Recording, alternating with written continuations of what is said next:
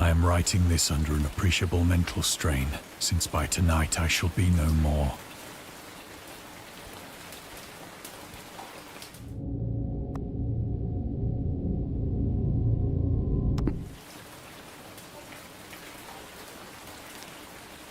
Penniless, and at the end of my supply of the drug which alone makes life endurable, I can bear the torture no longer, and shall cast myself from this garret window into the squalid street below. Do not think from my slavery to morphine that I am a weakling or a degenerate. When you have read these hastily scrawled pages, you may guess, though never fully realize, why it is that I must have forgetfulness or death.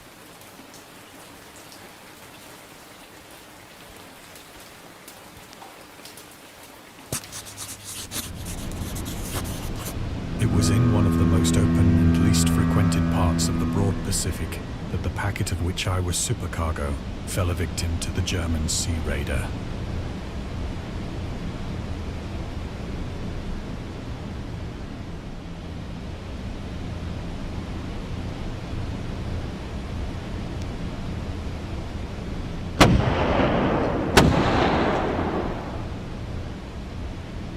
The Great War was then at its very beginning, and the ocean forces of the Hun had not completely sunk to their later degradation. So that our vessel was made a legitimate prize, whilst we of her crew were treated with all the fairness and consideration due us as naval prisoners.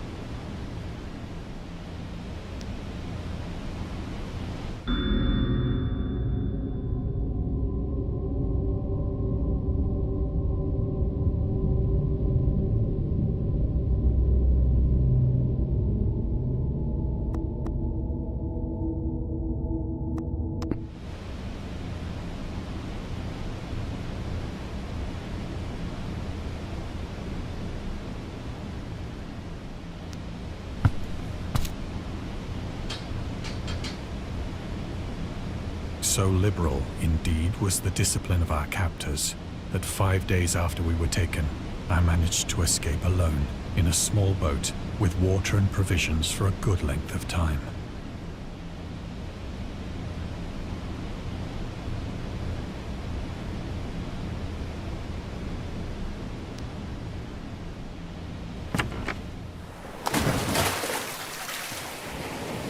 When I finally found myself adrift and free, I had but little idea of my surroundings.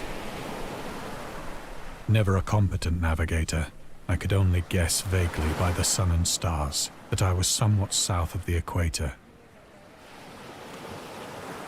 Of the longitude, I knew nothing, and no island or coastline was in sight.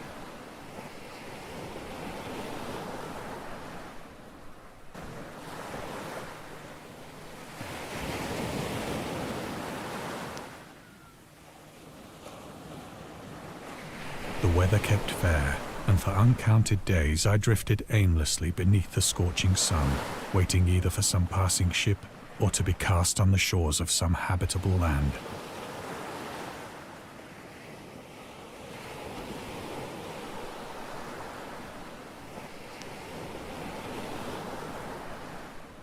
But neither ship nor land appeared, and I began to despair in my solitude upon the heaving vastness of unbroken blue.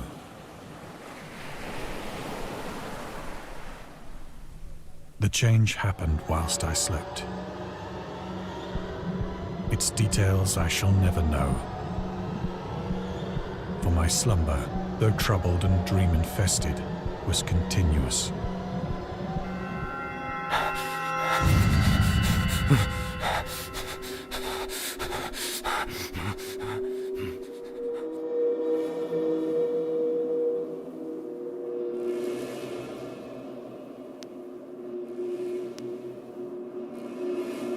When at last I awoke, it was to discover myself half sucked into a slimy expanse of hellish black mire, which extended about me in monotonous undulations as far as I could see, and in which my boat lay grounded some distance away. Though one might well imagine that my first sensation would be of wonder at so prodigious and unexpected a transformation of scenery, I was in reality more horrified than astonished. For there was in the air and in the rotting soil a sinister quality which chilled me to the very core. The region was putrid with the carcasses of decaying fish and of other less describable things which I saw protruding from the nasty mud of the unending plain. Perhaps I should not hope to convey in mere words the unutterable hideousness that can dwell in absolute silence and barren immensity. There was nothing within hearing and nothing in sight save a vast reach of black slime. Yet the very completeness of the stillness and the homogeneity of the landscape oppressed me with a nauseating fear. The sun was blazing down from a sky which seemed to me almost black in its cloudless cruelty, as though reflecting the inky marsh beneath my feet.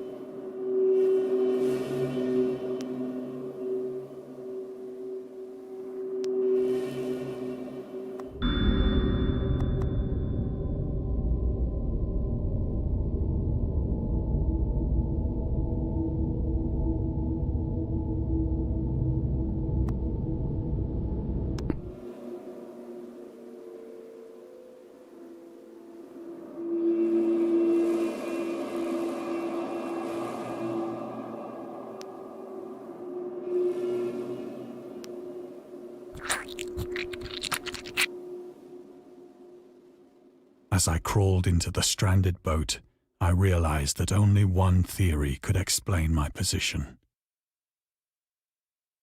Through some unprecedented volcanic upheaval, a portion of the ocean floor must have been thrown to the surface, exposing regions for which innumerable millions of years had lain hidden under unfathomable watery depths. So great was the extent of the new land which had risen beneath me that I could not detect the faintest noise of the surging ocean, straining my ears as I might. Nor were there any seafowl to prey upon the dead things.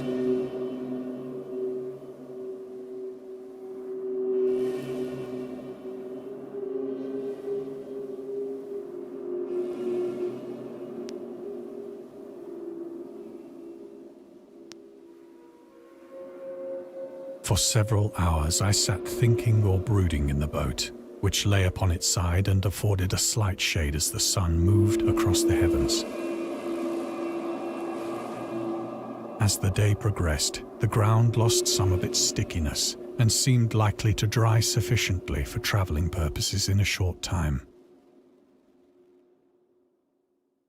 That night I slept but little, and the next day I made for myself a pack containing food and water, preparatory to an overland journey in search of the vanished sea and possible rescue.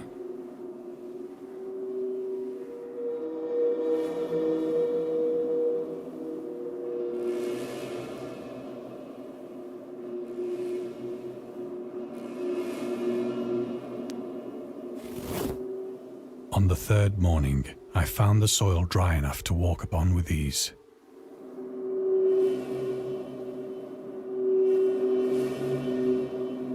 The odor of the fish was maddening, but I was too much concerned with graver things to mind so slight an evil, and set out boldly for an unknown goal.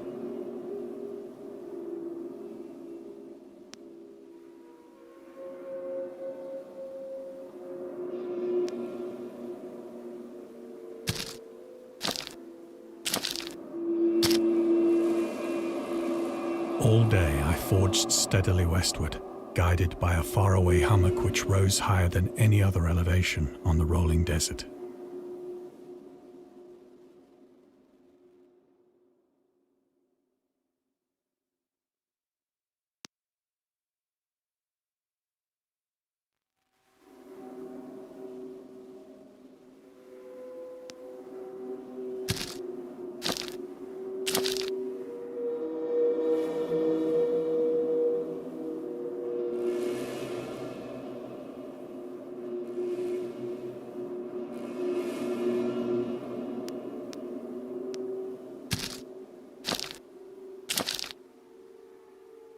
That night, I encamped, and on the following day still travelled toward the hummock, though that object seemed scarcely nearer than when I had first espied it.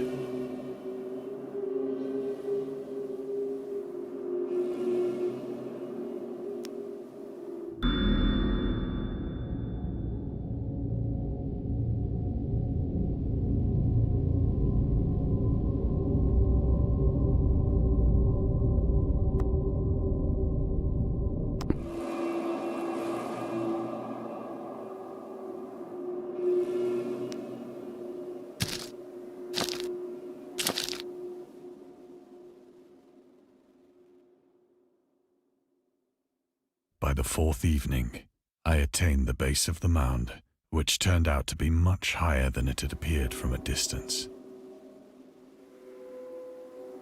An intervening valley setting it out in sharper relief from the general surface. Too weary to ascend, I slept in the shadow of the hill. I know not why my dreams were so wild that night, but ere the waning and fantastically gibbous moon had risen far above the eastern plain, I was awake in a cold perspiration, determined to sleep no more.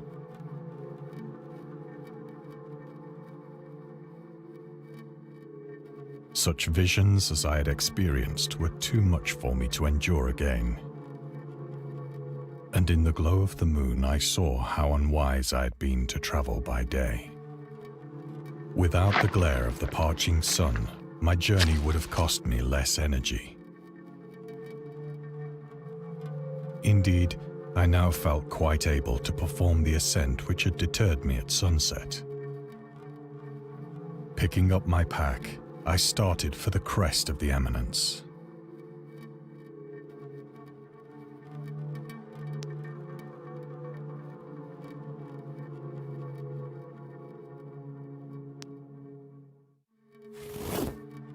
I have said that the unbroken monotony of the rolling plain was a source of vague horror to me. But I think my horror was greater when I gained the summit of the mound and looked down the other side into an immeasurable pit or canyon, whose black recesses the moon had not yet soared high enough to illumine. I felt myself on the edge of the world, peering over the rim into a fathomless chaos of eternal night. Through my terror ran curious reminiscences of Paradise Lost, and of Satan's hideous climb through the unfashioned realms of darkness. As the moon climbed higher in the sky, I began to see that the slopes of the valley were not quite so perpendicular as I had imagined.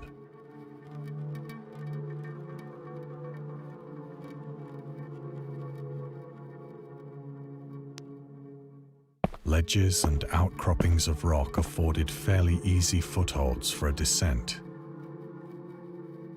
whilst after a drop of only a few hundred feet, the declivity became very gradual.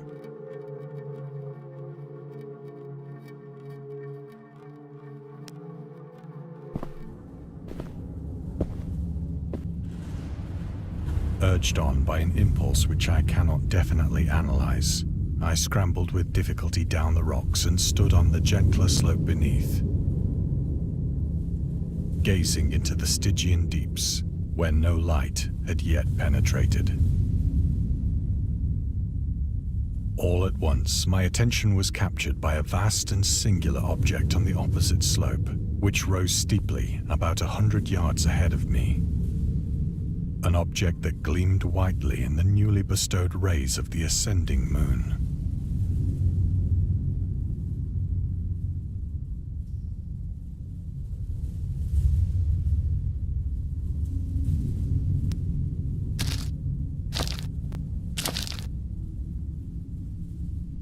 That it was merely a gigantic piece of stone, I soon assured myself.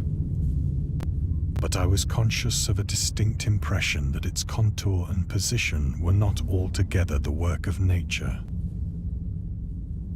A closer scrutiny filled me with sensations I cannot express.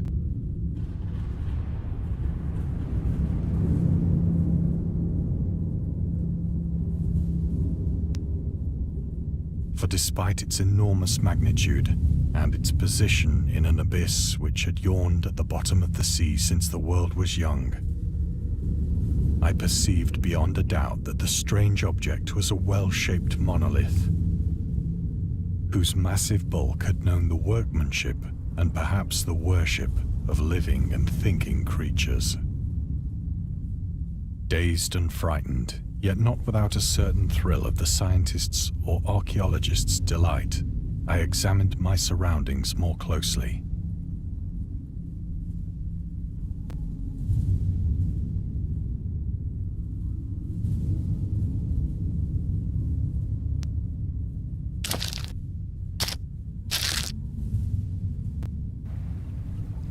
The moon, now near the zenith, shone weirdly and vividly above the towering steeps that hemmed in the chasm,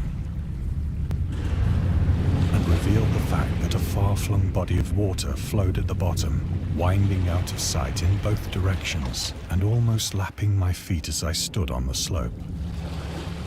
Across the chasm, the wavelets washed the base of the cyclopean monolith, on whose surface I could now trace both inscriptions and crude sculptures.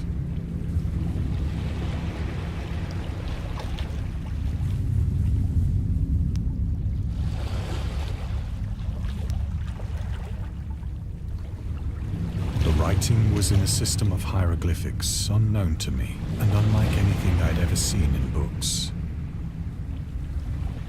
consisting for the most part of conventionalized aquatic symbols such as fishes, eels, octopi, crustaceans, mollusks, whales, and the like.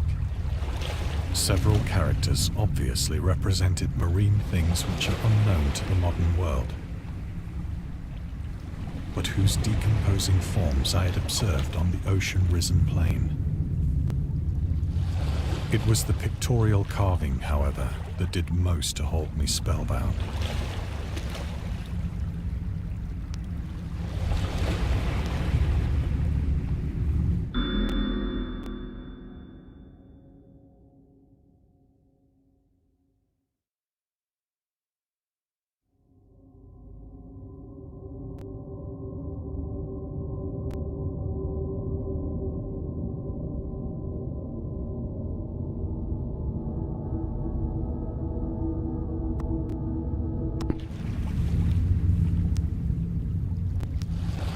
Plainly visible across the intervening water on account of their enormous size were an array of bas-reliefs whose subjects would have excited the envy of a Doré.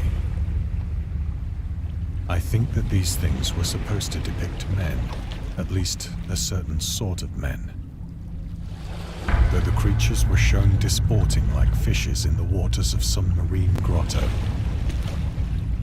or paying homage at some monolithic shrine which appeared to be under the waves as well.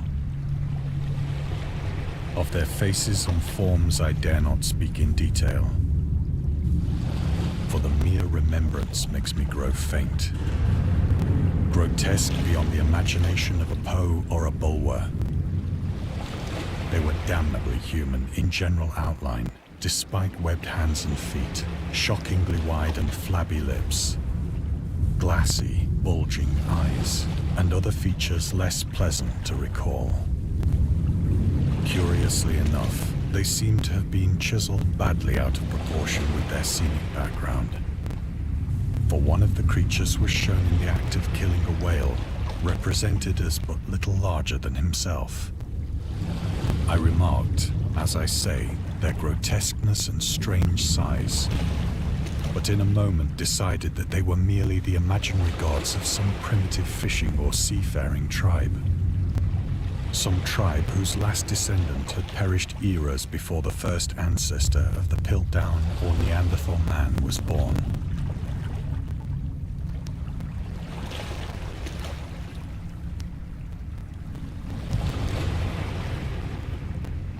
Awestruck at this unexpected glimpse into a past beyond the conception of the most daring anthropologist, I stood musing whilst the moon cast queer reflections on the silent channel before me. Then, suddenly, I saw it. With only a slight churning to mark its rise to the surface, the thing slid into view above the dark waters.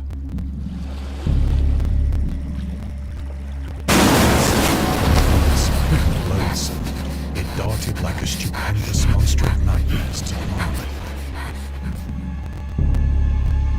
about which it flung its gigantic arms, while it bowed its hideous head and gave vent to certain measured sounds.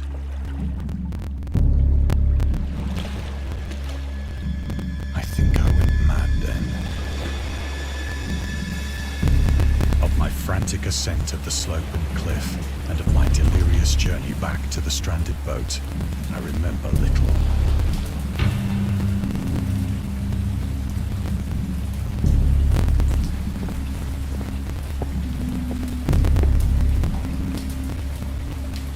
I sang a great deal and laughed oddly when I was unable to sing.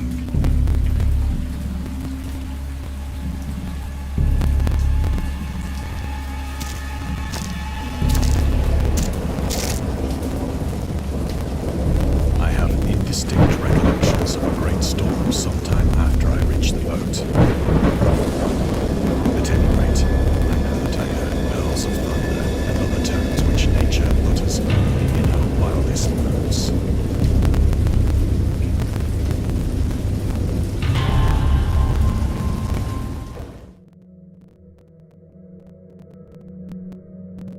When I came out of the shadows, I was in a San Francisco hospital. Brought thither by the captain of the American ship which had picked up my boat in mid-ocean. In my delirium, I had said much, but found that my words had been given scant attention. Of any land upheaval in the Pacific, my rescuers knew nothing. Nor did I deem it necessary to insist upon a thing which I knew they could not believe.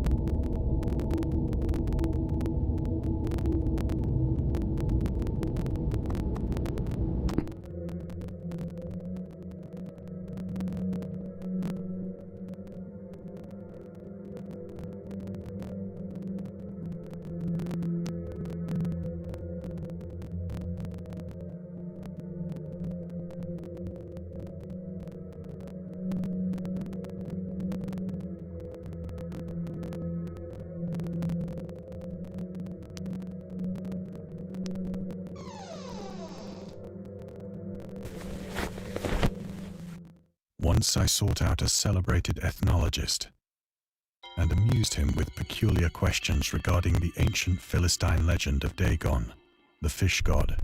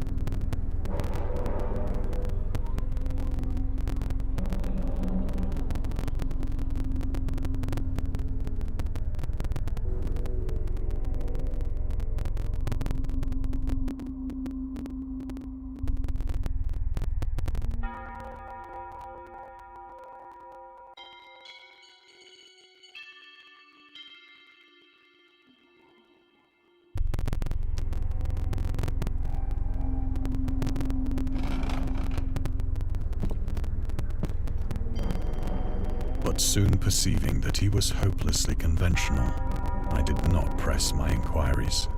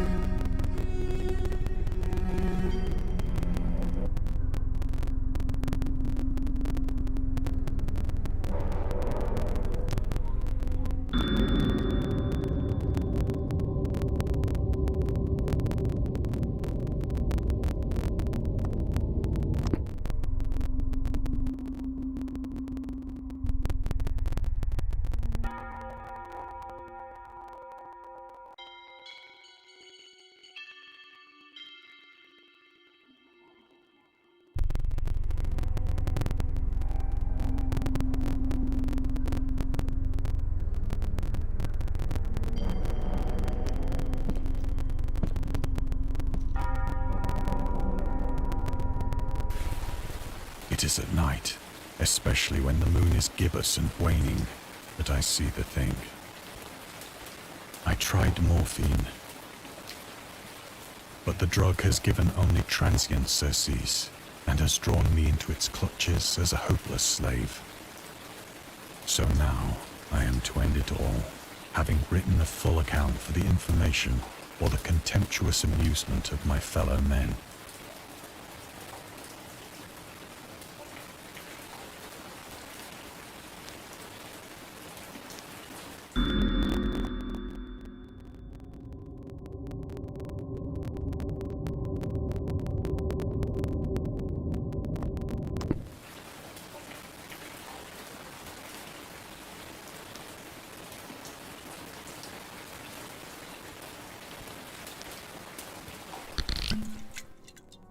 Often, I ask myself if it could not all have been a pure phantasm. A mere freak of fever as I lay sun-stricken and raving in the open boat after my escape from the German man-of-war. This I ask myself, but ever does there come before me a hideously vivid vision in reply. I cannot think of the deep sea without shuddering at the nameless things that may at this very moment be crawling and floundering on its slimy bed, worshipping their ancient stone idols and carving their own detestable likenesses on submarine obelisks of water-soaked granite. I dream of a day when they may rise above the billows to drag down into their reeking talons the remnants of puny, war-exhausted mankind. Of a day when the land shall sink and the dark ocean shall ascend amidst universal pandemonium.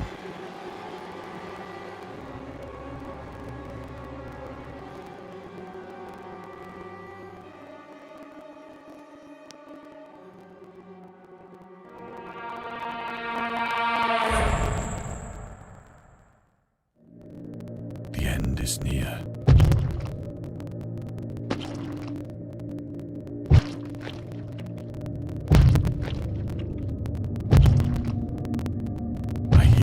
At the door, as of some immense slippery body lumbering against it.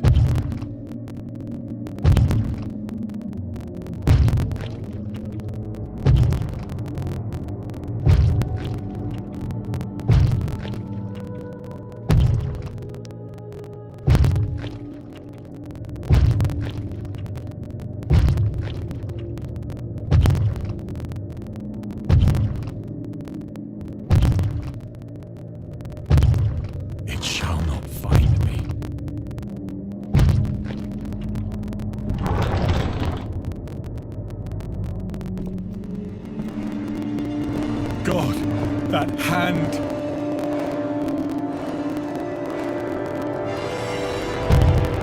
The window! The window!